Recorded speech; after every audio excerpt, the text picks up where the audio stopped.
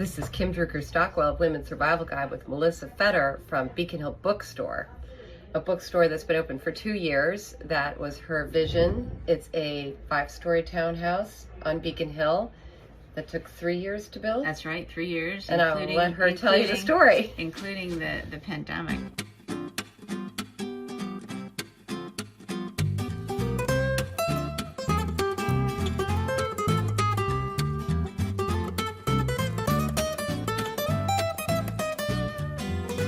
So I bought the building in 2019 and then went barreling into 2020 with a full set of plans to gut the building and turn it into a bookstore and cafe. And then of course the pandemic came along. So in the end, it took 3 years to renovate. We went down to the brick walls on both sides, and every piece of molding, fireplaces, bookshelves, everything is new, but with great intention to make it look as though it's original, because the building has great history. It was built in the late 1800s, and in fact it was the home and workshop of a famous globe maker, Gilman Jocelyn. Oh, that's so cool. Who made globes and lived here. Oh, wow. Yeah. Did he make them out of wood, or were they out of sort of paper mache? Probably out of paper mache. They're still in circulation. I wish I do have one, but I keep it at home because it's a a valuable antique. But it's a really wonderful history, I think, because I think there's a parallel between someone making globes that will be used to help to understand the world, and books in a bookstore, which also help us understand our world. I think that's absolutely true. And one of the things about this bookstore, which you'll see from the videos and the photos, is that it's really an interior design opus. And as someone who loves interior design, as does my mom and my stepmom and my grandmothers and everything, I spend money and time on what my house looks like. I don't. Yes. And this is a bespoke, unique experience. Every little bit of it was tailored to fit the vision of Melissa and the people that helped her create this place. And one of the things I think about is bringing decorating back, bringing in proper interior design back. It's like bringing civility back. Well, and it's very timely, because I think after COVID, we as a society really craved the opportunity to gather in person, and I think creating a space that people really want to be in, which is the case with our bookstore, that's a real combination. That's a winning combination, and it's enabled us to be so successful as a bookstore and kind of far outdistance what the expectations were for a bookstore in this location with this square footage. It's because we're creating a real experience. It is. Give people a reason to not just do what's convenient, and that is to order something online, but to come in and take it in, the smells, the flowers, the lighting, and to experience the cafe, which really I shouldn't call a cafe. It's a restaurant. It's a restaurant. Open for breakfast, lunch, and dinner.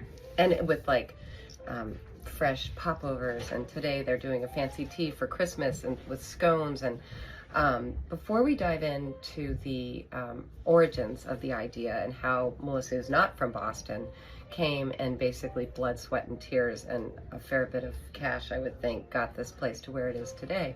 But one of the things that's really interesting about this bookstore is that it's so gorgeous that it's also a venue. So people use it, and it's not an inexpensive venue. When you see the tour, you'll see why. But it's the best place for an engagement party or a baby shower or a special birthday. Birthdays, exactly. So Kim, and your marketing too. Yes. Okay. Yeah. Well, so let's first take the events. Yeah. So if anyone even begins to look at starting a bookstore, they'll quickly determine that there's absolutely no margin in the book business. All books are sold at the recommended suggested retail price, and so that is what we do here. Amazon can afford to undercut the price, but we stay right, at what is recommended. And that means you've got to find other ways to make a profit so that you can run the business and pay people well and keep the lights on. So it came to me early on that doing special events here could be a sideline business, and it has. Really, after 2 years, we are very, very busy with high-end events, whether it's a closing dinner for a deal that a law firm downtown is hosting, that's smart. or it's a wedding dinner or a special birthday. We are meeting a lot of needs, and it's not for large groups. Seated dinner is a maximum of 22, but it's very, very special. Yeah. And there's something wonderful about being surrounded by all these books when you're having a dinner party. And the decor, like, don't let this is obviously beautiful, but there's a whole world out there with fireplaces and beautiful, unbelievable light fixtures and the color scheme.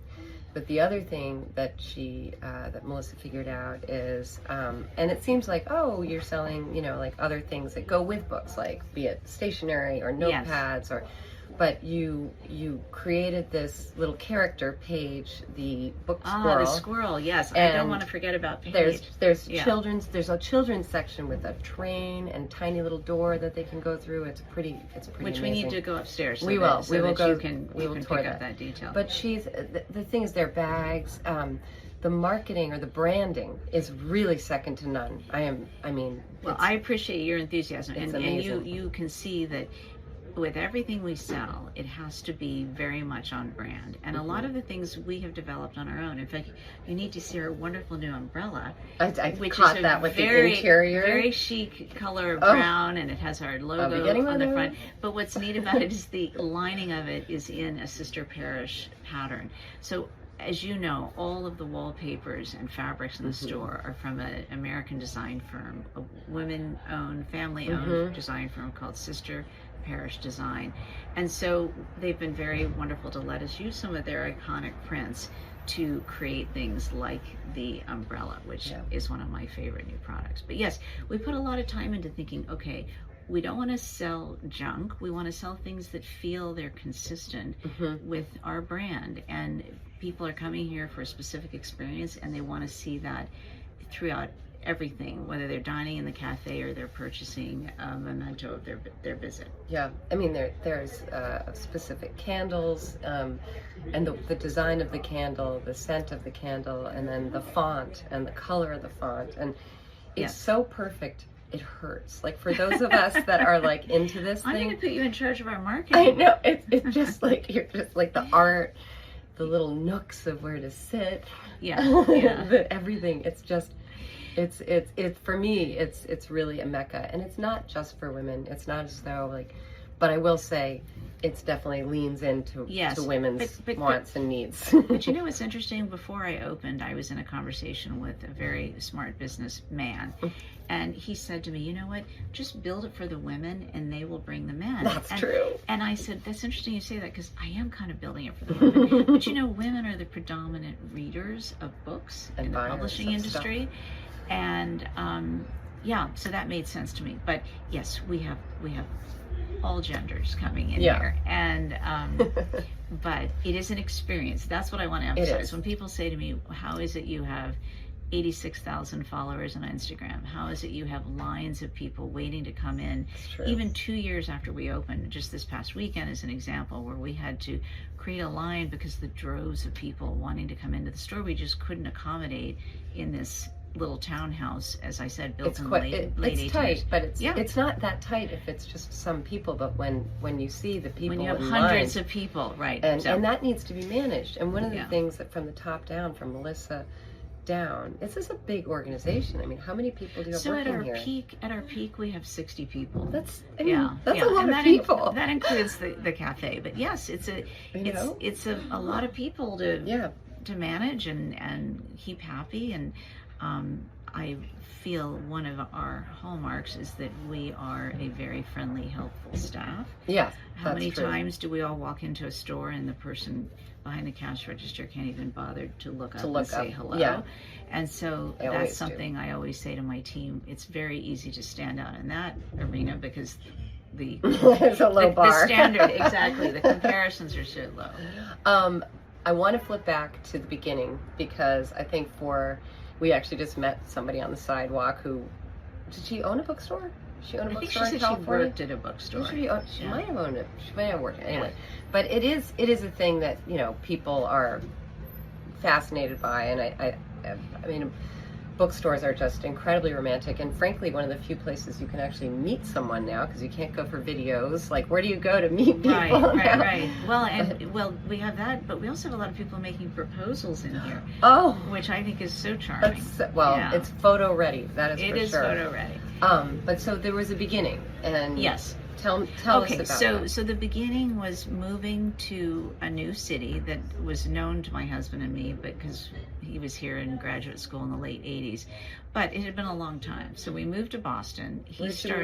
We were living in Dallas, Texas for 13 years, and prior to that, California for 20 years. So I've been all over the place, which I think may contribute to the end product here because I've been exposed to kind of the virtues of each of those cities, and they all offer something in terms of my viewpoint on what this store should be like.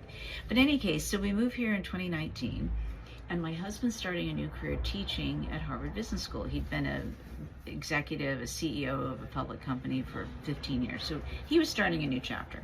And I got here, and once I got the house decorated, we live a few blocks from here on the hill, I thought, okay, now what am I going to do? Because with previous moves, I had children that I was managing. Oh, right. And in this case, exactly, I was very much on my own. I thought, okay, what am I going to do? And I very much wanted to go back into the work world.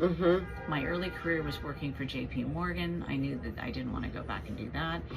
And I heard a lot of murmurings in the community on Beacon Hill that we didn't have a bookstore, and that there used to be 3. There were 3. And I remember none. Right. Yeah. So I got to thinking, and I thought, you know what, I think I could start a bookstore. Now, with a lot of people that own bookstores, it is a lifelong dream, and I need to be very clear, that is not the case for me. Okay. For me, it was more a business opportunity, seeing an absence of something and wanting to fill that need. And as we all know, that's sort of a basic rule. If you want to start a business, what is it that's missing? What is it that you would like to have in your life? Fill that need. So anyhow, so that's what I did. And interestingly, I had the whole concept fully baked in my mind that I needed to buy one of these townhouses on Charles Street that are 5 stories, and that it needed to feel very residential, that you would wander up the stairs and there'd be little nooks and crannies for different types of books, and that there would be a restaurant. So I think fortunate that a building did come along, because these buildings don't come on the market very often. Yeah. And I purchased it. Pre-COVID. Pre-COVID, exactly. Very important thing to note. Pre-COVID. So then 2020, beginning of 2020, I'm all set. I've got a complete set of architectural plans, and it was a real gut renovation of the building. Yeah. We went down to the studs. Yep. And and then shortly after the beginning of 2020, we're into March, and suddenly there's no building department to talk to. There's no Beacon Hill Architectural Commission. And so that year of 2020 was just a lot of kind of fits and starts and doing what was called emergency repair. So suddenly everything was an emergency repair, because I couldn't bear the thought of having this asset sitting here. It was bad enough that I couldn't open a business, but to not make progress on the renovation was just, painful. Did you do did you gut it during that time, or was that already started? We did. We began to take it apart, because we did have some truly dangerous issues, like a chimney that was about to fall into the street. Yeah, we had bricks on the facade that were popping out. We had windows that were about to fall out. So the building had been neglected, and so this was kind of starting from square one. Anyhow, so renovated the building, and then finished in the late summer of 2022. Wow. And then jumped through all sorts of hoops to get certified to open the cafe. If anyone's ever opened a restaurant, you know that dealing with the health department and umpteen different... And beer and wine, right? Well, yes, but that was the easy part. Oh. That was buying a beer and wine license during COVID when nobody wanted them. Oh, okay. That's the one thing in this whole business that I actually timed well. Oh. Anyhow, so then we opened in 2022, and I love to think back about the fact that we started with a team of 5. And I remember vividly, as we were lining the shelves with all of our new books and tweaking everything, that we looked at each other and said, okay, so when we open, what if no one comes in? And we love to think back on that. It was a genuine concern, like, oh my gosh, what if no one comes? What were their positions? So book buyer, book manager, operations, bookkeeper, Right. and myself. Bookkeeper. That I was love it. it. Yeah, 3 books, right, and right. like that. A different kind of book. Yeah, exactly. Financial books. Yeah. Yeah, so it was a small little team, and I remember early on, I mean, if we opened in October, you can imagine before we knew it, we were rushing into the holiday season. Right. But right. a woman came in that was a friend of a friend. She had just moved to Boston, and she said, well, I would love to volunteer here. And I said, no. We don't take volunteers. We'll pay you, and you can spend your vast earnings as a bookseller on more books. Yeah. Anyhow, she was the former assistant district attorney in Manhattan. Wow. So that's the quality of people that we have working here, which I just love. Who was the British guy? Oh, he's still here. He's our still bookstore here. manager. That's what Horatio. He's thought. out of Central Casting. He is. He's literally like a British guy He's darling. who does fancy books. Exactly. He's it's wonderful. really funny. But we have a great team. And, Yeah, you do. And one thing that anyone will tell you in the book business is that it's very easy to get highly competent, high quality, great people to work for you, because bookstores are a place of choice. People want to work in bookstores. It's a happy place.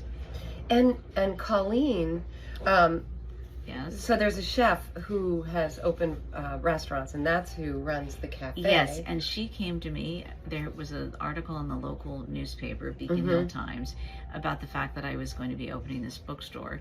Somehow she got a hold of that article, so great. And she reached out to me and said, have you hired a chef? And I said, no, I'm just waiting for you to come along. So she was in early on, and she has been an incredible trooper, because she's working in a kitchen, Kim, that is the size of a closet. It is.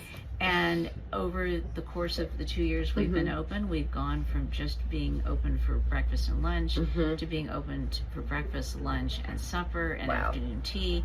The store is now open 7 days a week. Originally, we were only open 6 days a week. Our hours are now from 8 a.m. till 9 p.m. When we first opened, it was like 9 to 4.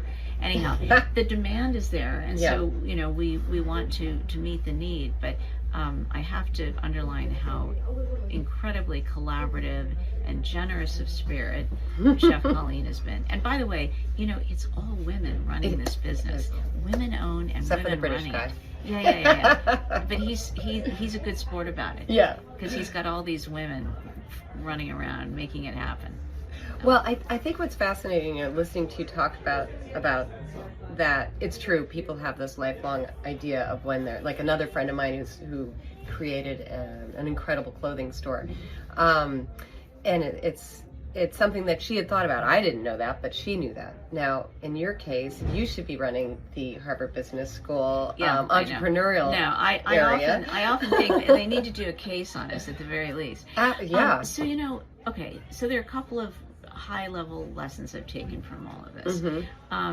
Number one, it's really important to go with your gut instinct on things. And we could have done analysis all day long. In fact, we did. We had, my husband's a real numbers person, and he put together projections based on input from experts in the field. And we have overshot those numbers by a factor of 7. Wow. So, you can theorize all day long about what your business is going to be. It's not a hobby. But my instinct told me that if I could create the right experience, people would come and it would become a thing. And in fact, I remember before we opened saying to my husband one evening, as the store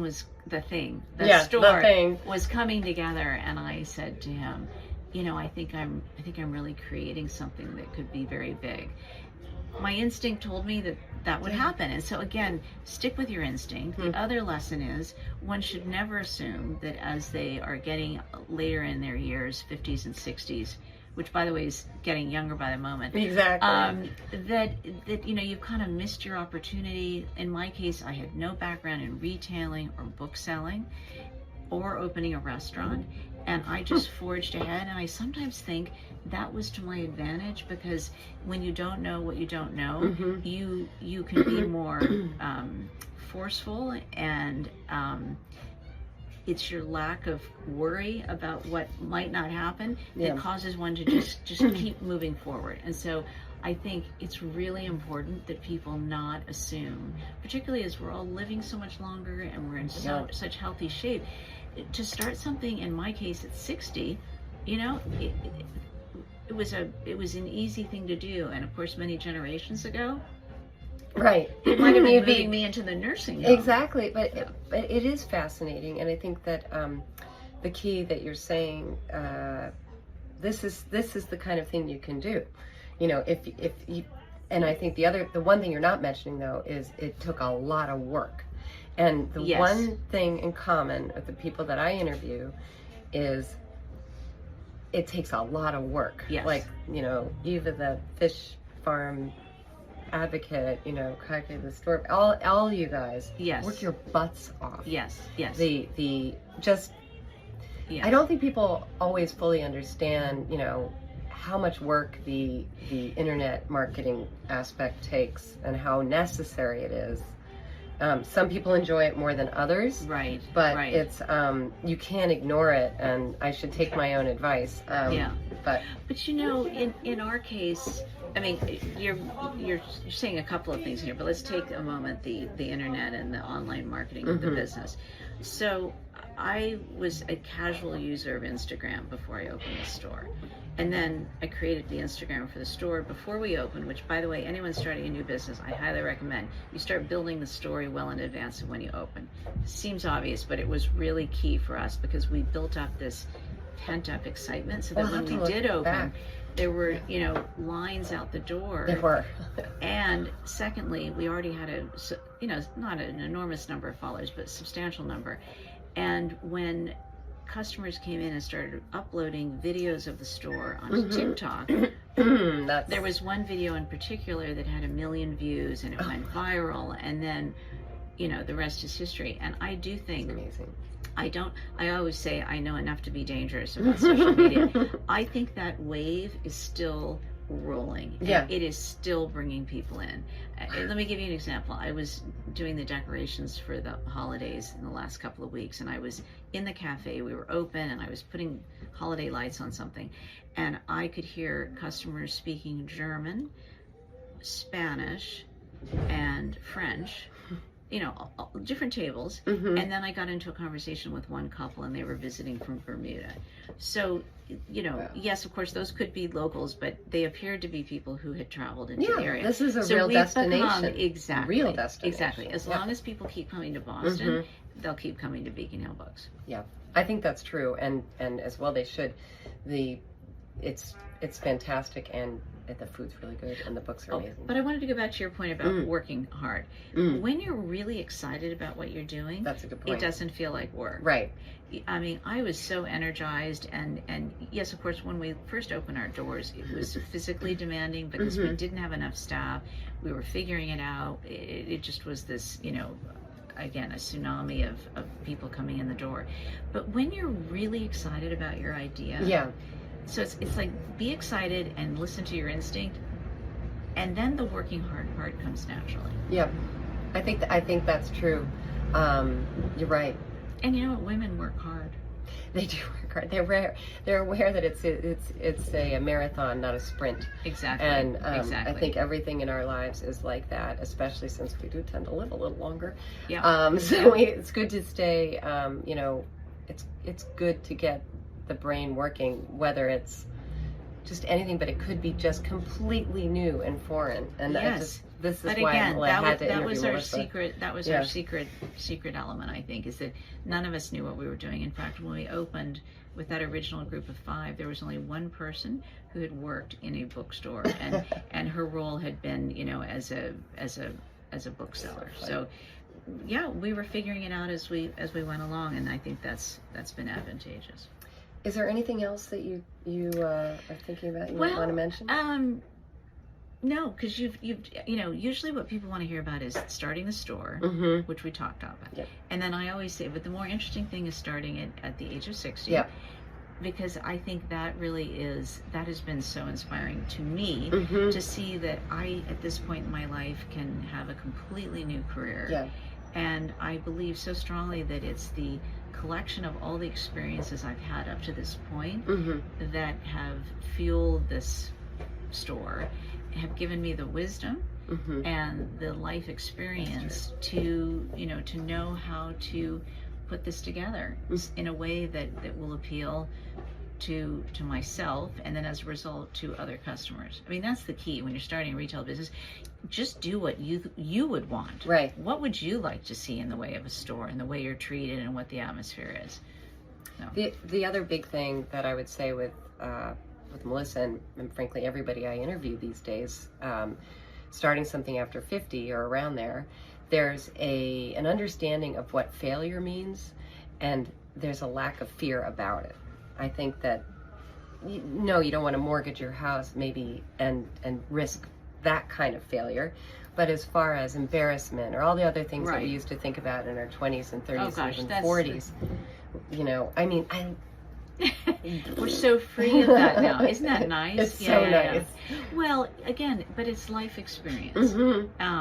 And it gives you the perspective, which I still practice now that we're operating the businesses, that I will say, you know what, we're going to try this idea. If it doesn't work, then we have that data point, and I'm not going to feel bad if we waste a little money on it. We've now learned something. Yeah. So absolutely. I think, again, it's the wisdom of 6 decades has been to my advantage, and I think it has contributed a lot to the atmosphere in the store, and the success of the business, and the way we keep evolving. I guess the one last thing I would say is that with anyone starting a new business, you've got to be prepared to keep it fresh, because if anyone were to come in here 2 years ago and see it today, I think they would say, you know what, they're doing a really good job keeping it fresh, coming up with new products, coming up with new genres of books, displaying things in a fresh way.